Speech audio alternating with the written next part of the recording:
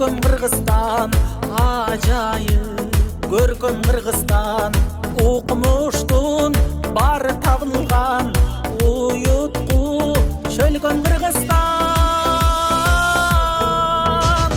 Кыргызстан, демим Кыргызстан, кылымдык кебим Кыргызстан, 5 күндүк өмүрүмдөгү дейишим менен Кыргызстан. Кыргызстан, алган Кыргызстан, Кыргызстан, жаша Кыргызстан, сен гүлдөп өсө бересиң, кыз уулуң барда Кыргызстан.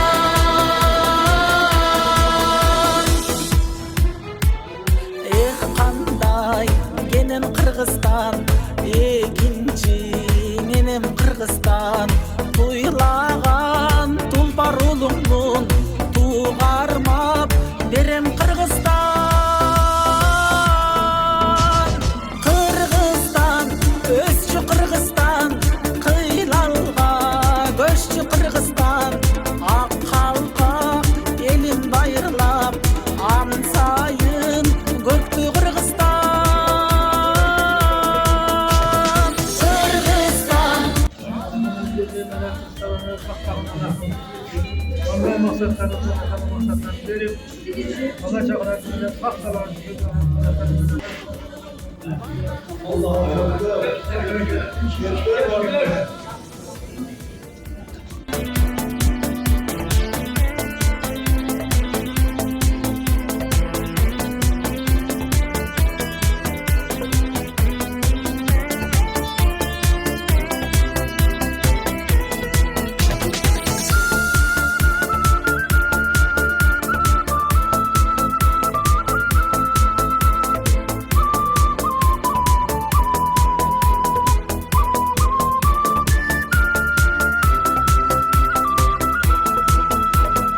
өзүнчө дүйнө Кыргызстан, көрүнсүн көркүм жылдыздан, кубалап бакыт шаштырсын, куттарып күндө Кыргызстан.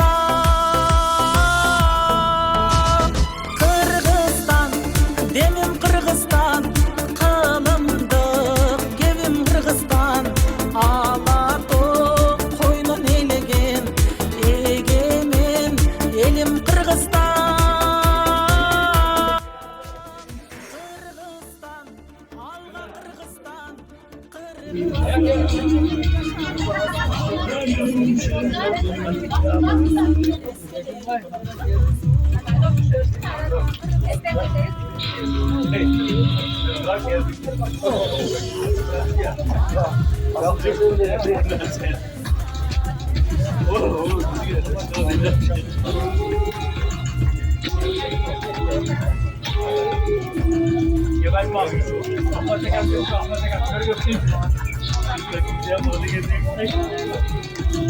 Кандуу согуш кан майдандан сес берип, бүгүн турат бардык жерде эстелип, журт топтолуп жакшы жумуш башталып, аталарды, бабаларды эскерип. Саламатсыздарбы? Бүгүнкү марафонго келген меймандар, катышуучулар, урматтуу Таш Төбө, Жүдүрөмө жана Шаады айылынын тургундары. Бүгүнкү ошол улуу атамекендик согушта курман болгон аталарды, бабаларды, ошондой эле тылда эмгектенген эжелерди, энелерибизди эскерип, ачылуучу эстелик марафонуна кош келипсиздер. Улуу атамекендик согушта өз жанын, канын аябастан эл үчүн, жер үчүн кан төгүп, мекен үчүн кызмат кылган аталарды, бабаларды эскерип турабыз. Бардыгыңыздар бүгүнкү марафонго кош келипсиздер. Бул согуш канчаларды сыздаткан, энелердин көздөрүнөн жаш тамган, бири жарын, бири бала жоготуп, аргасыздан тагдырына ынанган. Эми бүгүнкү ушул марафонду ачып берүүчү сөздү номер 51 Нишанбай Ирисов атындагы орто мектебинин директору Мамоисипова Дилара Турганбаевнага сөз беребиз.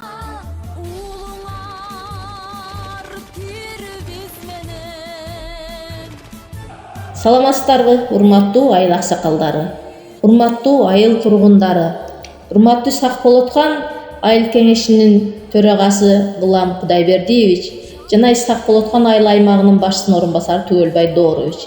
Биздин номер 51 Нишанбай Ирисов атындагы орто мектебибизге кош келиңиздер. Мына бүгүн улуу жеңишке 80 жыл аттуу марафонду өткөрүп жатабыз. Биздин атайын сиздерге чакыруу каттарды жиберип, чакыруу каттарыбызды четке какпай, убактыңыздарды бөлүп келгениңиздерге сиздерге терең ыраазычылык билдирем. Биздин айылдан улуу ата мекендик согушка аттанып барып, согушта эсен аман кайтышып келген ардагерлерди, тылда эмгектенген ата-энелерди жана согушта белгисиз жок болуп кеткен аталардын эрдиктерин дайыма жүрөгүбүздүн төрүндө сактап, муундан муунга жеткирип туруу максатында мектептин астында эч ким эч нерсе унутулбайт аттуу эстелик орнотуп жатабыз. Ушул идея көптөн бери айтылып келген. Мына быйылкы жылда насип кылып, мектептин тарых мугалими Борош Нурланбек агайыбыздын демилгеси менен, ардагерлердин балдарынын коштоосу менен уюштуруучулар тобу түзүлүп, ишке ашкан. Патриоттук сезимде болгон канчалаган аталарыбыз, энелерибиз Кам майданда өмүрүн өткөрүштү. Ошолорду эскерүү биздин парзыбыз деп билемин. Ошондой эле ушул келечек муундарга, жаш муундарга ушул аталарыбыздын, көзөткөн аталарыбыздын, тылда эмгектенген энелерибиздин, белгисиз жок болуп кеткен аталарыбыздын атын түгөлүп, балдардын жүрөгүндө сактоо үчүн ушундай улуу жеңишке 80 жыл аттуу эстелик орнотуу аземинде турабыз. Дагы бир жолу кош келиңиздер демекчимин. Анда эмесе ушул бүгүнкү аземибизди ачык деп жарыялайм.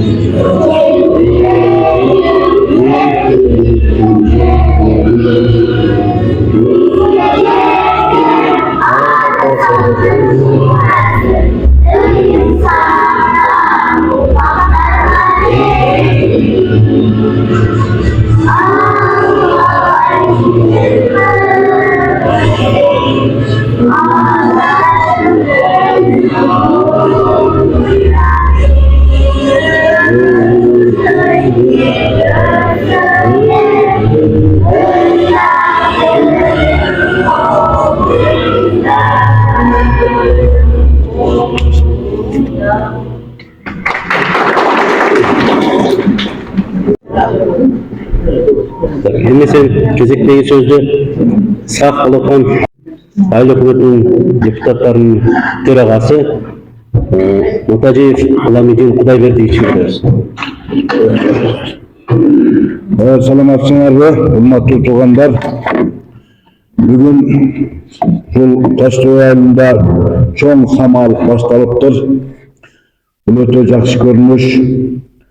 Албетте биз дагы оюбуз бар эле, ушул бир айыл өкмөт боюнча чокулуктун алдыга чыгарабыз деген. Сиздер бизден озуп кетипсиздер. Анткени бизде бир эки маселелер болуп, ошону бир ремонттоп туруп, алдына бир баягыдай демек анан кылабыз десек өткөрө албай атабыз, бир табакча керек экен. Ойлорубуз бар эле, бирок ошодон силер озуп, бүгүн моментте өзүңүздөрдүн айылыңыздардан улуу ата мекендик согуш мезгилинде баягыдай согушка барып, белгиси жоолуп, келип, кайра куруу мезгилинде иштеген аталарды, оорукта жүргөн энелерди эстеп, түбөлүккө жаштар үчүн үлгү катары, ибрат катары болуп калсын деген ой максаттарыңыздардын болушуга биз өчө сүйүнүп турабыз. сиздер менен сыймыктансак боло турган элсиздер. Эми ар бир моомдун өзүнүн bir mezgil bergen sınavsı bulut ekende. Endi ulu atamekendик soğuş, oşol ulu Rusiyanın SSR'de basıp alam degen faşistik Germaniyanın bayağı oyran boldu. Özünün köp uluttu el ынтымагы менен, биримдиги менен oşol ulu держава болгон Germaniyаны жеңди да. Буларга биздин Kırgızstandын elleri dağın aktif katıştı. Oşolordun arasında mana biz oşol 60 yıldagılarda jakşı elesетебиз. Oşolordun köbü muncu ele, bir kolu jok ele, bir butu jok ele. Mana oşular jok жерден болгон эмес, канчалары келбей kaldı. Oşolordu oşol Aripov Galvayevalı, berge Celal Çoğatabızdı bilen, biyakta mana Esbaev Hanı Çoğatabızdı bilen, uşulardın buttары, koldoru jok жерден jok bolgon emes, urmattуу okuçular. Alar oşol elimizdin kelечеги üçün oşol bir jakadan baş çıkarıp, bir jengden kol çıkarıp, birliktүү bolup ulu janagı faşistik Germaniyany жеңишти. Anan oşonda men esimde var. Oşol janagı muncular turganda bir men dagы 5-nji klassa aytkan ürümdü sizlerge aytıp bergim kelet. Oşonda janagı köpçülük veterandardын kolu, butu jok bolu muncu bolgondo bir akın unutudam жазган eken.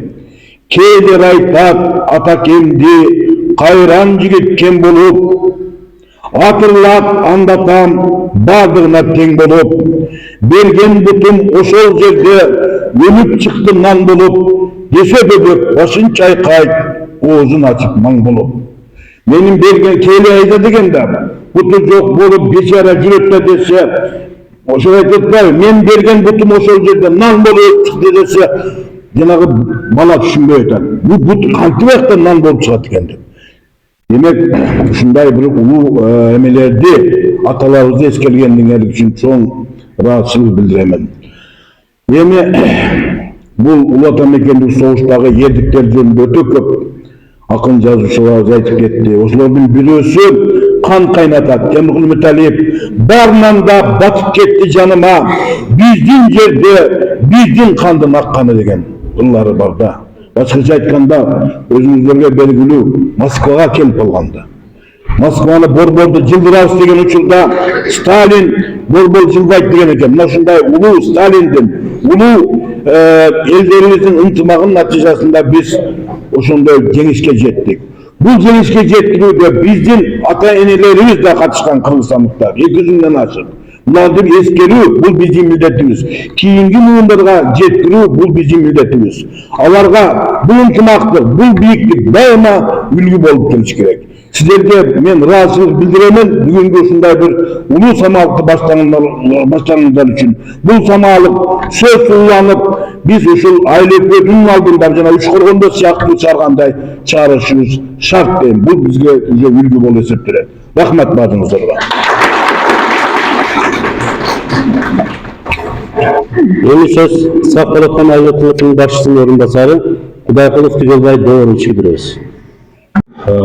Саламатсыздарбы, урматтуу бүгүнкү марафондун катышуучулары, урматтуу акелер, жана Ирисов орто мектебинин мектеп жамааты.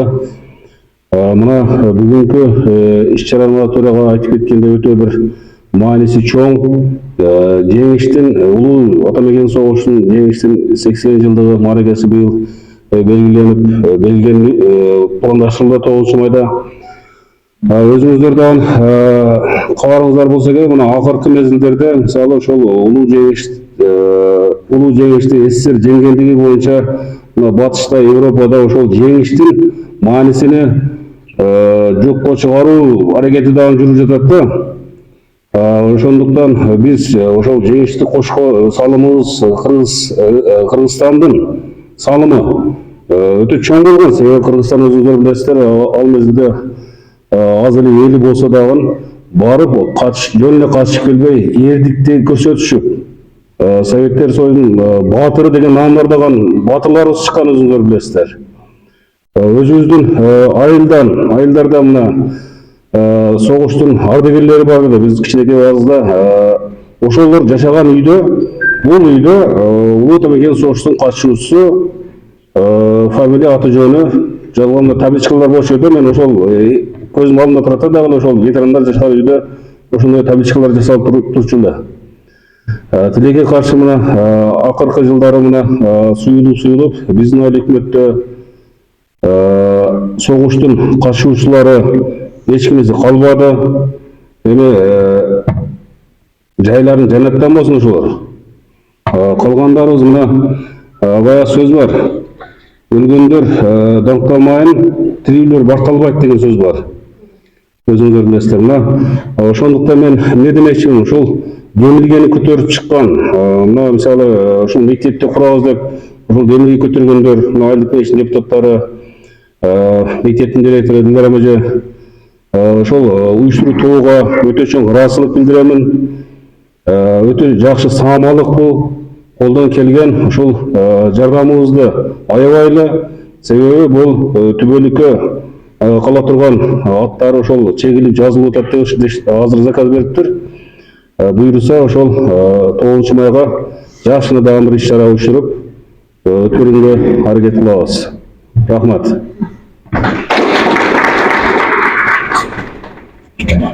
Сөздөрдү кайталабайын. Dünya yüzü boyunca 50 milyon adam ömürde algan eken bu. 50 milyon. Bizim buradaki SSR деп аталган мамлекетибиздин 20 milyon adam ömürde algan eken. Жөнүндө кыргын болгон экен да. Эми көп убакыттар өтүп кетти. Быйыл 80-жылдыгын белгилеп атабыз. Ошол адамдардын арбактары сүйүнсүн. Мынабы uyuşturgan биздин демилгечи топтор, Борошев Нурлан агайга, мынабы Али Русланга, окуучуларыбыз. Бул жерде дагы көп балдар бар, эжелер бар, карындаштар бар. Ошол атамекен согуштун катышуучуларынын балдары бар, кыздары бар дегендей чоң рахмат айтабыз. Элибизге чоң рахмат. Мына баштап калдык, эми аягына чыгарабыз Кудай кааласа. Бул самалык мурда башталган жошук мектеби.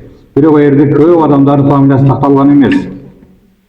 Адаттан кылып атабыз, шомалда тактаганыбызда өтө жакшы тактап коймок экенбиз.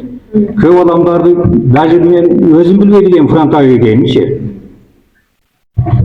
Кийин билип калып атабыз. Анан бир 15 жылча болуп калды райондон ветерандар неме болуп калып, ошолор архивдин көтөрүп китеп чыгарган. Мына Гыламидин Матажиев билет. Ошол жерде ошол китепти пайдаланып, биздин мына жигиттер жакшы неме кылышып, иштеп карап көрүп, тылда жашагандардын, башкалар фронтовиктердин, башкалардын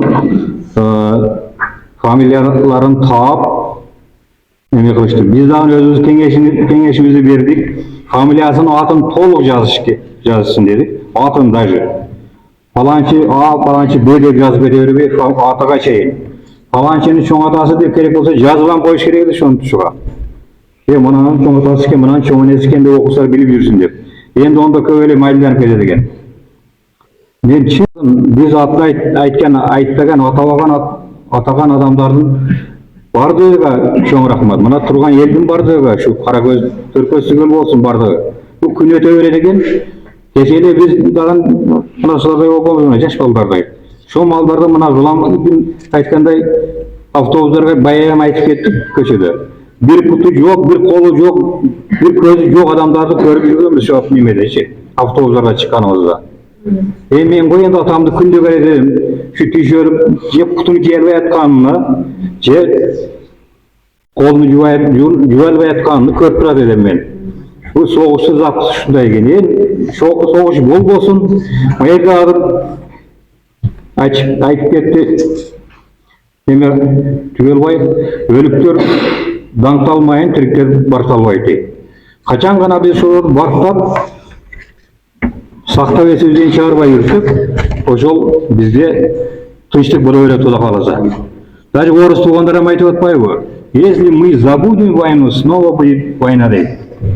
Ошон үчүн өткөндөрдү так эсибизден чыгарбайлы. Жаш мундарға мұғалимдер қайта айтып башыға куюп тургула, эстеп, дуа кылып, эртең мененки багамдат намазда дайым дуа кылып турайлы. Рахмат сиздерге. Болго согуш кылчаларды сыздатқан энелердин көздөрүнөн жаштанган бири жарын, бири бала жоготуп, аргасыздан тагдырына унанган. Эми сөздү Коштоо айылынын атынан, элдердин атынан Айылдык кеңештин депутаты Асатов Имаралы Асатович Чыгасы. Катышуучулары, куш келипсиздер. Өтө жакшы иш-чара болуп атат. Чоң ата чоң энелерибизди эскерип, эстеликтерин тургузуп, өтө мынау ушунун аркасынан уюштуруп жүргөн балдарга мен азчылыгымды билдирем. Өтө чоң ишти жасашып атат. Молодец. Ушундай иштер биздин айылыбызда көп боло берсин. Рахмат.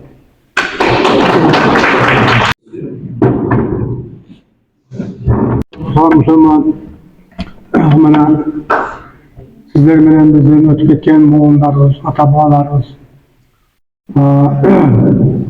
baştan ötközген kıyınçılıklarda kançalık özü mana mıradalar ötüp ketip, putudan koydan ergen, gözden ergen oşu mıradalarыбыз, ata-babalarыбыз Allah'ım jaylı ahiretleri abat olmasın Allah'ım. Allah Teala'nın vadan soğuklardan nasip olmasın. Neler cennet ahiretlerin abat olmasın Allah Teala. Amına şükürle çektiği beş muğun bazar kızlarımız Allah'ım. Onları uzak olup onları yaşarken Allah'ım. Müştik salamatçılık olup elimiz Allah'ım tokçuluk bereket versin yıllardan olmasın. Ana şunlar merekelerine katışan, ana şu uyuşturgan burada ülkelerimiz, ülkelerimiz Allah'ım. Allah'ı kozdap, yerden nazarından kaldırmayı Allah'ım. Hata babalarımız Allah'ım. Urpaklarına silap Allah'ım. Vardı oz Allah'ım. Onların rahatçılığıyla sağ salamat buluş Allah'ım. Adakar olmasın. Elimizde tınçın salamatçılık olsun Allah'ım. Elimizde Allah'ın vergen bereketi olsun. Allah'ın merimi tökün olsun Allah'ım. Allah'ın tımahçılığı da yapmasın, elice toz Allah'ım. Yemeği bana şunday Allah'ım. Elice tozlu sağ salamat. Uluk bana şunday kırızlık Allah'ım. Sağ salamat balacaklarımdan. Şunday günlerge yetici Allah'ım. Bana çaramak. Bana tepina. Bana ahiret hasene felede bana. Rahmat. Selamun aleyküm. Cemaat. Çıkıyoruz. Topuna gittim. Bana bağlı söyle vatasılar, et vatasılar. Şulardan yağla koşulanın ne bir nesene koyalım. 15 Sovyetlik Respublika olup bunlarda Hitler ekledik. Oruz, 15 Respublikanın adamları sınavdan memleken bir kişi. Bayağı Müslüman maydanda bir yerge bomba atıp şunday atılıp ketkende, kayta barbanına kadar şunday birim kalatkende. Hitler tank olgan eken şoğa.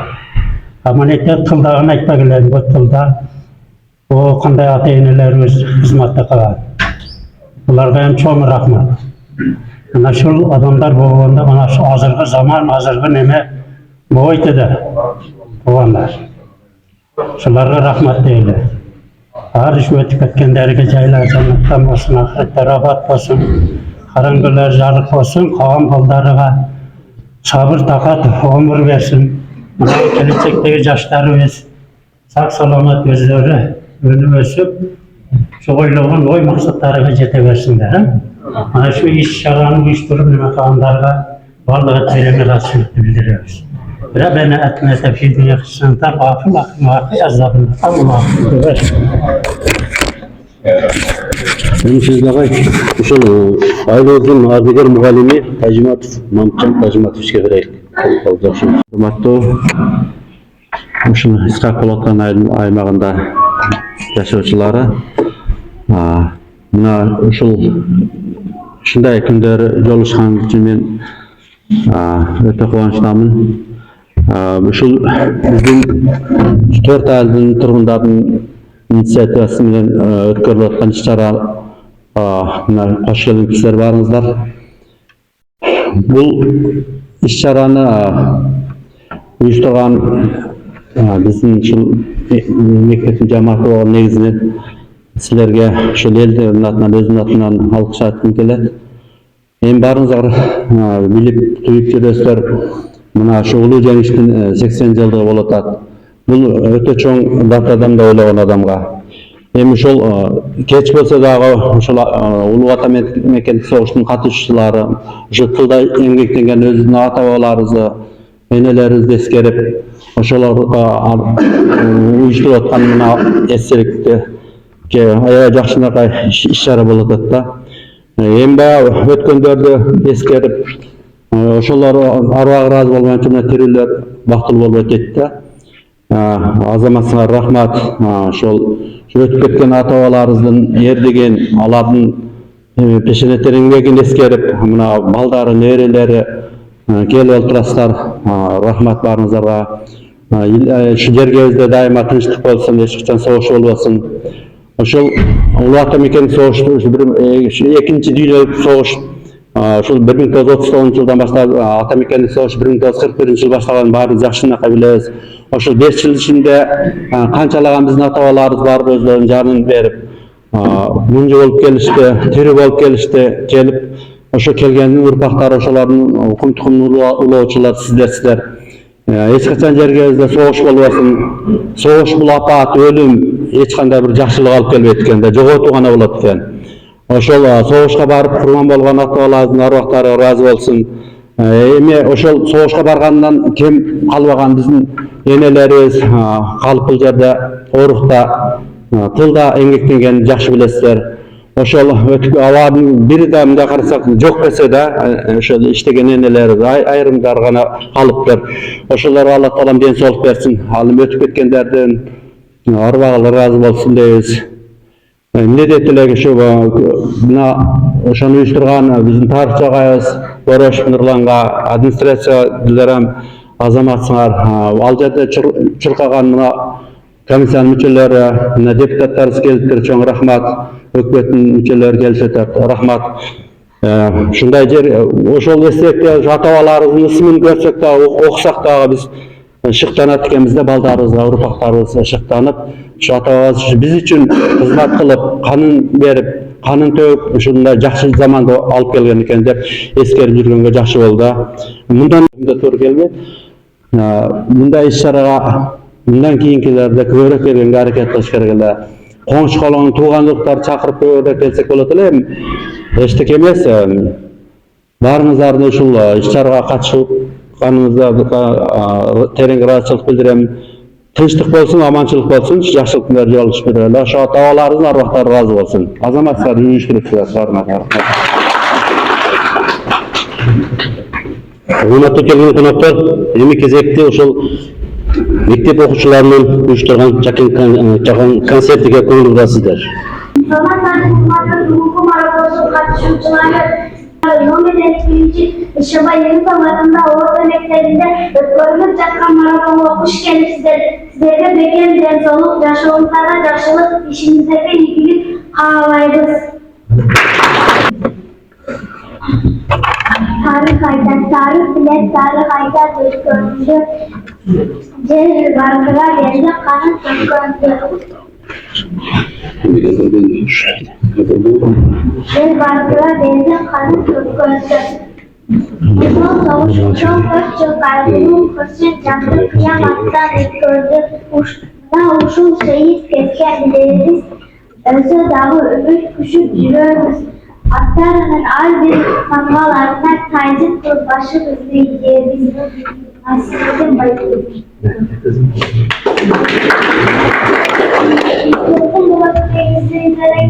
Толкунлардын кырыйылдын жигиттери 99 өнөрүнүн элси болбек тоолу менен өргөмүн насыйын чогуу болот тоолордун бик жери чогулай бул кыргызымдын жигиттери чок кармаган колун мундарды чоң аталар өстүргөн нерсени Adam olsam şunday bol, adam olsam şunday bol, apam olsam şunday bol. Barkırak bildirgen, el kesergen şunday bol. Seni bol.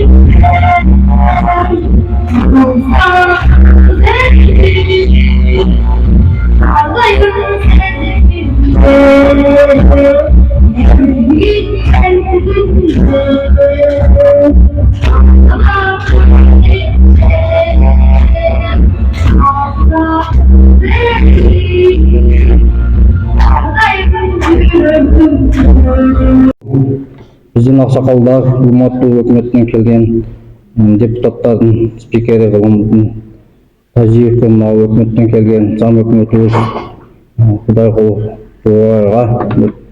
Түгөлагайга, ошондой эле бул жерде отурган агалар, инелер, барыңыздар марафонго биздин мектепке кош келипсиздер. Мына бүгүн чоң бир жакшы самал иш болуп жатат. Ошол көп мына аксакалдар бул жерде агалар көп жакшы нерселерди айтып кетти. Бул иш-чараны көптөн бери максат кылып пландаштырып жүрөт элек да. Ар бир иштин өзүнүн мезгили убактысы бар экен. Ушул Улуу Ата мекендик согуштун жеңиш майрамынын 80 жылдыгына туш келип калды да. Ушул 80 жылдык мааракеге карата биз дагы мектебибизде бир жакшы ишти уюштуруп, ушул ата-бабаларыбызга тылда иштеген энелерибизге арнап бир эстелик тургузуп коюу максатында ушул иш-чараны өткөндө дагы бир чогулуш өткөрдүк да. Ошол чогулушту өткөрүп, комиссия түзүлүп, ишти баштадык да, мына иш жүрүп атат. Ошону Кудай кааласа 9 майга бүтүрүп, 9 майда чоң салтанаттуу түрдө жакшылап ачып койсок, биздин мына ушул 80 жылга жасаган чоң эмгегибиз болот да. Ошон үчүн бүгүн мына марафон өткөрүлүп жатат. Ушул марафонго келгендерге баарыңыздарга мен өзүмдүн атымдан, администрациянын атынан чоң ыраазычылык билдирип кетем. Эми дагы мен айтып кете турган нерсе, мен ушул жерде тарых мугалими болуп иштегенден кийин сабактап өтүп жатканда байкайт экенсиң да. Кээ бир окуучулар өзүнүн атасын, чоң атасын дагы тааныбай калыптыр да. Анан карап туруп ошолорду мындай кете берсек жакшы болбойт, ушуларды алдын алып бир жакшы эстеликти уюштуруп ушул жерге мраморго жаздырып, ушул биздин мындай жигиттик атуулук парызыбызды аткарып койсок деген жакшы ой максаттар менен башталып кетти да бул ишчи. Анан европалык бир окумушту айткан экен. Ушул Ала тоонун коюнунда бир эл бар. Ушул эл ушунчалык ынтымактуу, биримдиктүү эл экен. Булар кези келсе өзү менен өзү дагы тез чабышып турат экен. Анан тыштан душман келип калганда тез эле биригип душманды дагы тез эле жеңип коет экен деп айткан экен да, кыргыздар жөнүндөчү. Ушул окумуштуу айткандай, бул мындай иштерден көпчүлүк болсо эч нерсе эмес экен. Башында бир аз ойлондук эдик. Эл экен, уюштуруу мындай жакшы болсо, азыр билесиздер барыңыздар, баардык нерсе келип финансы маселесине такалып атат. Бул дагы Кудай кааласа чечилип атат. Көп баада немелер болду. Мына ветерандар балдары, тылдагылардын балдар кыздарында кайтпай калган чоң аталар дагы көп экен, 16га жакын экен. Булардын балдары, небере чегерелери карап турган жок. Баардыгы кол кабыш кылып, көпчүлүктөрдүн жардамы менен ушул жакшы иштер болуп жатат деп айтсак болот да. Анан мына Улуу Ата Мекен согушка Кыргызстан боюнча 380 миңден ашык адам катышкан да. Адам катышкан. Ошолордун арасында биздин чоң аталар дагы ошол жерден барган 4 айылданчы Таш Төбө Көдөмөдөн Шадыдан барган ушул биздин чоң аталарыбыз биринчи катарда жүрүп кызмат кылган деп айтсак биз адашпайбыз да. Алар өтө эрдик менен биринчи катарда жүрүп ошол элим жерим деп өзүнүн канын аябай, жанын аябай, кээ бирөөлөр ошол жака үйлөнбөй кетип, ошол дайынсыз ошол жакта курман болгондор дагы көп экен да. Ошолорду тизмектеп, иреттеп, эмеге түшүрүп койгон деген максат менен ушул иш самалып болуп жатат. Ошондой дагы айтып кете турган нерсе, бул боюнча дагы эртең 9 май мына райондук немеде дагы деңгээлде болуп калат экен. Ошондуктан биздин мектепте 8-inde өткөрүштү пландаштырып атабыз. 8-inde өткөрсөк, ал жөнүндө чоң жакшы докладдар окулат, анан көп жакшы сөздөр дагы ошол жерде айтылат. Мен айтайын дегеним, ушул марафонго келген ата-бабаларга, акаларга, аларга, аксакалдарга ыраазычылык билдиремин. Анан бул жерде комиссия менен сүйлөшүп туруп, мына тылдагы ата-энелерди дагы кошушка макул болуп да, чечим чыгардык да. Себеби ал жакта канчалык кыйынчылык болсо, бул жакта дагы ошондой кыйынчылык болгон экен да. Күндүзү кечке чейин иштеген болсо, жумушта катуу оор иштерди иштеген болсо, кечинде отуруп алып светтин жарыгында токуган байпактарындагы ошол согуштагылар жылуураак кийсин, согуштагылар жакшыраак жесин деп ошол массивке чейин, байпагага чейин жөнөтүп турган ушул жактагыларга дагы көңүл буруп, ошол немеге түшүп калсын деген максат менен аларды дагы коштук. Ошондой алардын немеси боюнча дагы айтылат. Ошондой эле мал Россияда иштеп жүргөн биздин агалар, энелер дагы, алар дагы четте турбай кол кабыш кылып, алар дагы акчаларын жөнөтүп атат. Аларды дагы мына ушул ачылыш болгон күнү баардыгын ирети менен, тизмеси менен, баардыгын фамилиясына чейин окуп, спонсорлорго баардыгына ыраазычылыктар билдирилет. Эми бүгүнкү марафонго дагы бир жолу кош келипсиздер. Барыңыздарга ыраазычылык билдиребиз. Рахмат. Бардыңыздар ушу бүгүнкү марафонго кош келипсиздер. Бүгүнкү марафондун себеби ушул быйылкы улуу жеңиштин 80 жылдыгына арналган эстелик куруу себеп. Ушинтип сиздер келип, ушул жерде биздер бири-бирибиз менен жүз көрүшүп турабыз. Фашисттик Германия ушинтип баскынчылык кылып, жана агайлар айтып өттү, 20 миллион төгөрөгүндө ушу Советтер Союзунун кишилери курман болуп, ошол жерде колдон буктан ажырап, ошол жерден кайра келбей калышыптыр. Ошолорду эскерип, эстелик тургузган турабыз.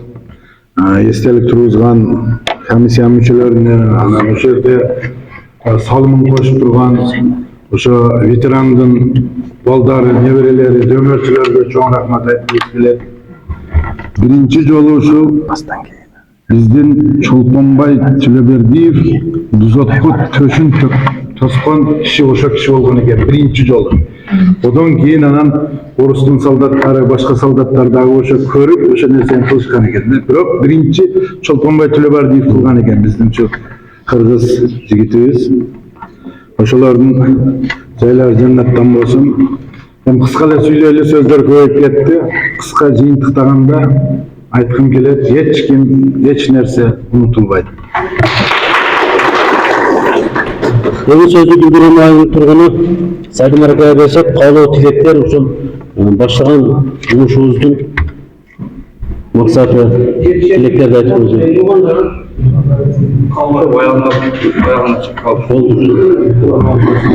Майла туугандар, бардыгыңыздардан Алла ыраазы болсун туугандар. Эң биринчи ошолорду эстегенде Алла Тааланын затыдан каалайт да. Бул ошол Улуу Ата Мекени согуштагы же башка да адам өкүнү бүгүн коштош ошону ойлоп карасаңыздар, ошол согушка барган чоң аталарыбыз жөнөкөйдөн өтө жаш болгон да туугандар. Азыр мындай эстеп алсак, кече эле мына ошол 50-60ка баргандагы согуш бекен деген ой келип калат да, мындай туура эмесми? Булар ошолор 18, 19, 20 жаштагы жигиттер болгон да. Ата Мекен үчүн, эли журт үчүн өз жанын курбан салган. Бул анда шари тилде алганда булар шахиттер дейт да. Алла ыраазы болгон кишилер булар. semenemizde gelecekte yaşamın baktığımız yaşasın degen niyeti var edi olardı. Bizden uşuna deskerip koyaturan semenemizden Allah razı olsun toğanlar. Onlar razı oladı. Bardığıdan Allah razı olsun. Uyuşturucular var, mugallimleri vardı. Şu işaranı uyuşturganda kelip katışkanımız. Şunday kılı zarıl biz geç. Olsam da mesela ulu televersedan durus bolbay kalat da. Eskerip duruş gerek. Eskergendedan bu erdiklerini eskerip durup anan kengişine Kur'an dua kılatırgan bolsa oşalardan rahat, oşalardan azığı, oşalardan kuvvati oşal bolar. Kalgandarga, bardığınızlarga uzun ömür çinden solup ümürlük bakıt Allah'ın rahmeti berekesi olsun. Şuna işaraları turu bakıtta olatırgan bolsa buna bardığınız razı olasın. Ötkenler de razı, Allah'dan razı olat, kelgenler de razı olatan. Bir son çağından turu bakıtta algan bolsa oşa nazirin Allah Teala ismini bize kayıtı beret. Demirçilerge oşulanın baldarıga, nevreylere rahmat olganlar. Bu lazım bizde jönökay sözüne bırak onlar için bunu aytıp olmaydı da. Onlarga bara turgan soğup sizler kollap atkan canınızdan meni vaqtыңızdan malыңızdan berip atasar. Bunu soğan bergen Allah Teala onlarga beret. Kaytan özürge de kaytı beret de. Şoň üçin hiç bir tarttanbastan inşallah aşıra beringizler. Allah barlığından razı olsun. Ömrünüzde rozun bolsun kelip katışkanlarga.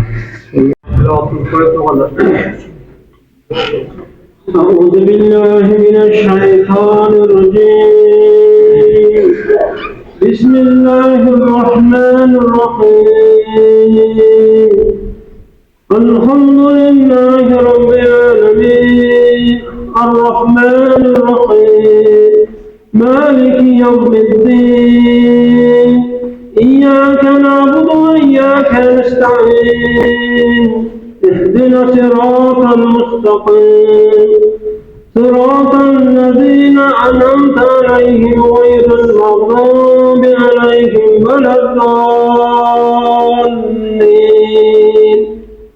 بسم الله الرحمن الرحيم قل هو الله أحد الله الصمد لم يلد ولم يولد ولم يكن له كفوا أحد بسم الله الرحمن الرحيم قل هو الله أحد الله الصمد لم يلد ولم يولد ولم يكن له كفوا أحد بسم الله الرحمن الرحيم قل هو الله أحد الله الصمد لم يلد ولم يولد ولم يكن له كفوا أحد صدق الله العظيم سبحان ربك العزة عما يصفون وسلام على المرسلين والحمد لله رب العالمين.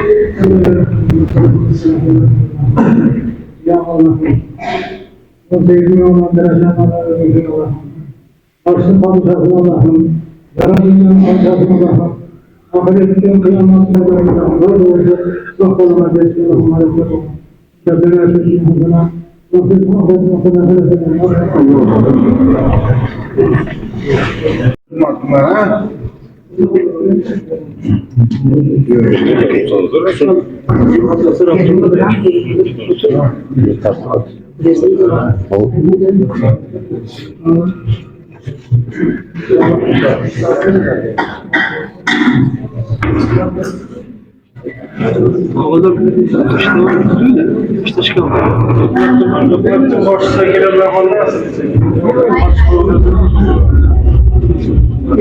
Medin dedim ben.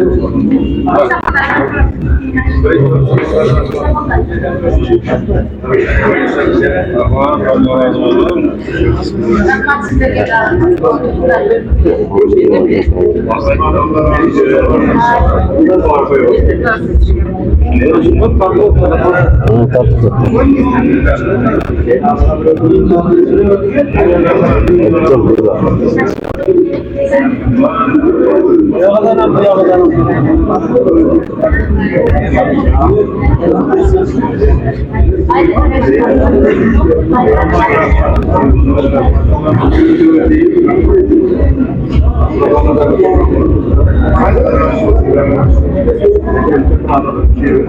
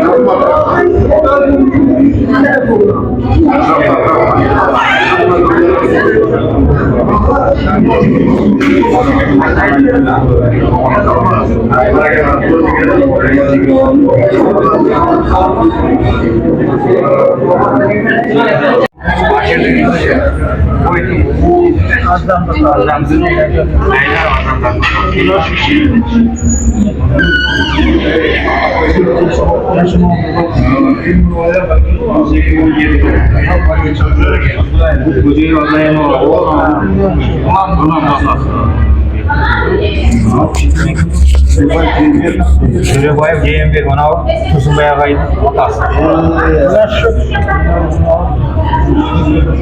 İşte bukletleri var ya. Bukletleri var ya. Yumuşak şu hala bir cumhurda var. Bu şeker var.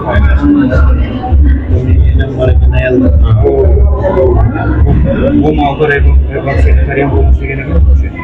İşte böyle de spor bir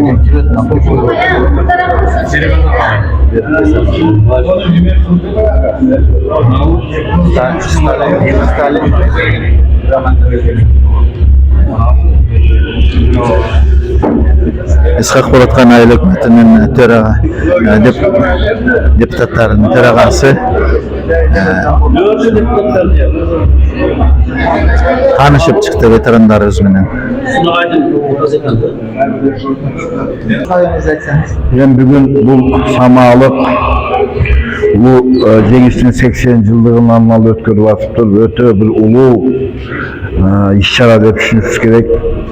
Antkeni soğuştun ardagellerin joktu, alardı daima istөө, alardın ömür bayan arkulu jastарды келечекке tarbiyaloo, alardan ibrat aloosu bul çoğ nerse. Ayrim sebepler menен ушул улуу atalarыбыз unutulup ketip aткансый бүгүнкү жаштар үчүн ошондуктан бул самалыкты уюштуруу тобуга мектеп администрациясына чоң ыраазычылык билдиребиз. Биздин айыл өкмөттүн дагы бул маселеге атайын көңүл бурабыз деп ойлойм. Кичине колдон келишинче жасайбыз. Анан бул самалыкты албетте бир Исхак Polatkan айыл өкмөтүнүн деңгээлинде бардык ошол ветерандарды эске алуу менен турулсак деген оюбуз бар эле. Бул эми турмуш шартка жараша жетишпөөчүлүк болуп атат. Келечекте сөз аткарылат. Сиздердин самалыңыздар уланат деп ойлоймун. İşlerge ilgili kaalayбыз. Ул элдер үчүн бир чырайлуу бир эстелик болуп, элдер ошодон өздөрүнүн ата-энелерини, чоң ата-чоңлорун көрүп, ошолордун духунда тарбияланып жетишсе, биздин келечек мундардын жетишкени болуп эсептейм да. Рахмат. Assalomu alaykum. Aleykümselam. Bugungi bo'lib o'tgan ishlar to'g'ri qisqa o'zingizni aytsangiz. Bugungi ishlar o'ta cho'ng samolik deb esepteyman. Sebebi muna marafon uyushtirilib, ishlar boshlanganda muna aylık kengesinin төрағасы söz alıp söz söylегенде уже бұл işlere kaçkınların bardығы көңілдері бар болып кетті да. Мен ошолго мен мурдагы эмес, өтүп кеткен ошол чоң аталарыбызды, аталарыбызды эстеп, ошондой эстелик куруу идеясын көтөргөндөргө мектеп администрациясына өтө чоң ыраазычылык билдиремин. Бул эстеликке салым кошо турганда бир эле ошол ветерандан же болбосо ошол согуштун ардагерлеринин урпактарына керек эмес, ал бардыгына керек. Ошондуктан мен ишенемин, ушул айылдарыбыздын тургундары жөн карап турбайт, буюрса ошол бардыгы салымдарын кошот деп ишенемин.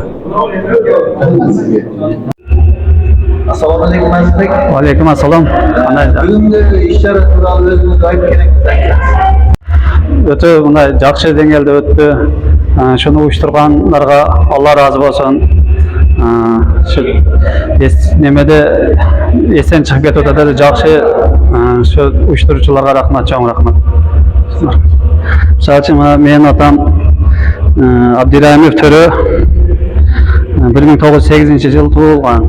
31 жашында 28 жашта үйлөнүп, bir кызы болуп, bir жашарда согушка кеткен. 1939-жылы кеткен.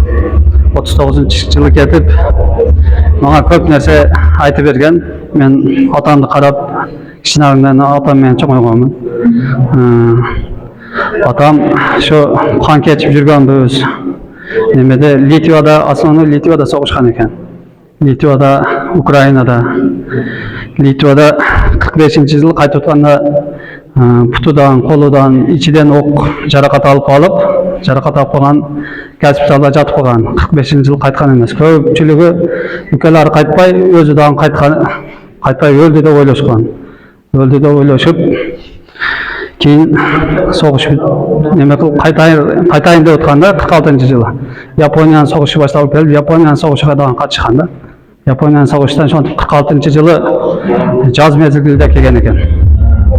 Жаз мезгилинде ошентип Япониянын согушуна дагы катышкан. Ордендерин ала келип жүрдү.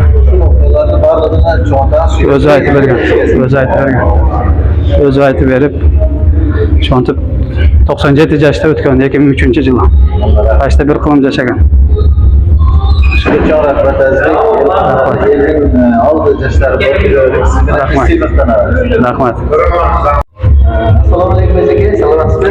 Саламатчылык. Бүгүнкү болуп өткөн иш-чара тууралуу өзүңүздүн жеке оюңуз. Ушу бир айдан бери демилгечи топтун демилгеси менен ушундай улуу жеңиштин 80 жылдыгына карата өзүбүздүн айылыбызда өткөн ардагерлердин, тылдагы ардагерлердин, ошол жака согушка барып кайтпай калган аталарыбызды эскерүү максатында ушундай эстелик куруу демилгеси көтөрүлүп, ушундай иш-чараларыбыз башталды. Бүгүн мына ошого карата атайын ушул 4 айылдын тургундарын чакырып биз улуу жеңишке 80 жыл аттуу марафонун өткөрдүк. Чакырылган конокторубуз баары келди. Айылыбыздын элдеринен айланса болот экен, баары туура түшүнүп, ушул көзөтүп кеткен аталарды биздин жыргал жашоого алып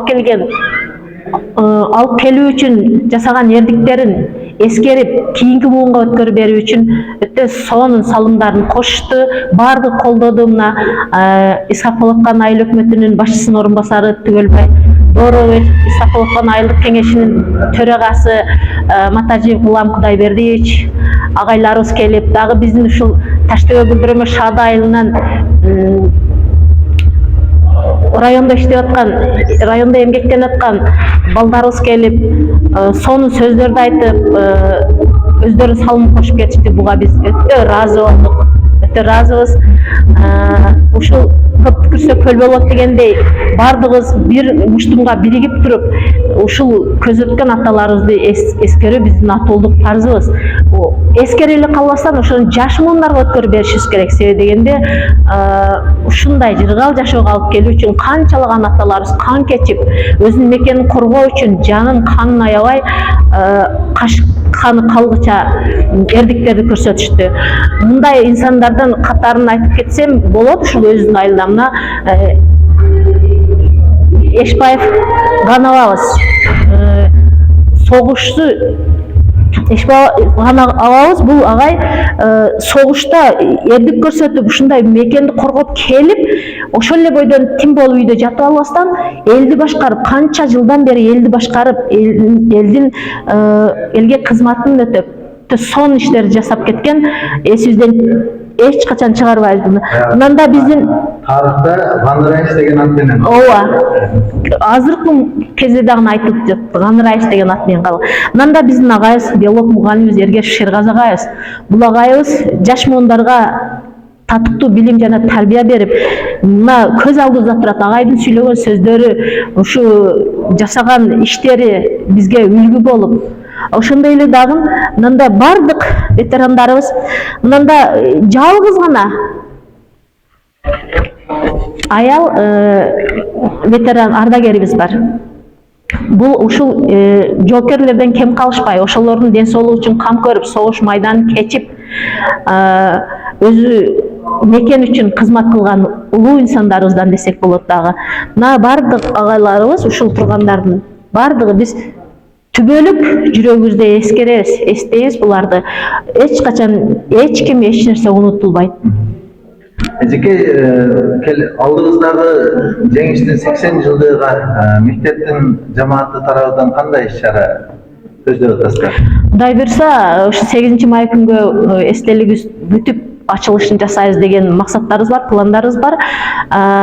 Райондон, акимияттан, районодон, ошондой эле военкоматтан адамдарды чакырып, ошондой эле мына өзүбүздүн заставадан жоокерлерди чакырып, ошону менен бирге өзүбүздүн окуучуларыбыз дагы чоң даярдык менен даярданып атабыз. Мен дагы өзүм Улуу Ата мекен согуштун ардагери, Мамаев Тургунбай деген кызы боламын. Атам бизге ушу мына ветерандарды көрүп туруп, мен дагы атам эсиме келет да.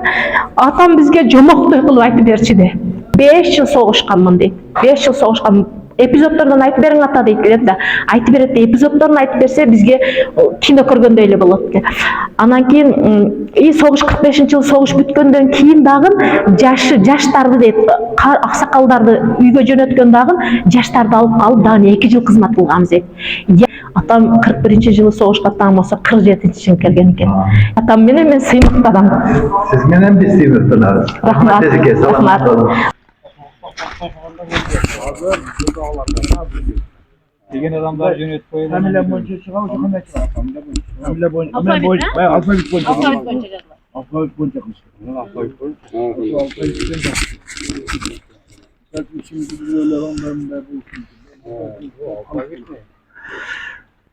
Айылыбыздын, айыл өкмөтүбүздүн башчылары жана өзүбүздүн айылдын аксакалдары, жаштары ошол азыркы келечекте жакын арада орнотулуучу эстелигибиздин ордуга келишип, өз ой пикирлерин айтып жаткан учуру.